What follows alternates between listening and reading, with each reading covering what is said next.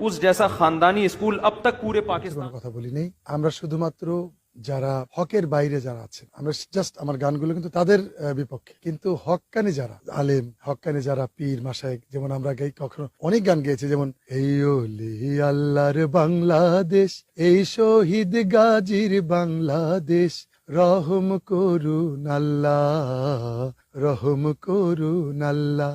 এই শাহজালালের বাংলাদেশ, শাহ মখদুমের বাংলাদেশ, এই তিতুমিরের বাংলাদেশ, শরীয়তুল্লাহর বাংলাদেশ, তাদের পথে কবুল করুন আল্লাহ, কবুল করুন আল্লাহ।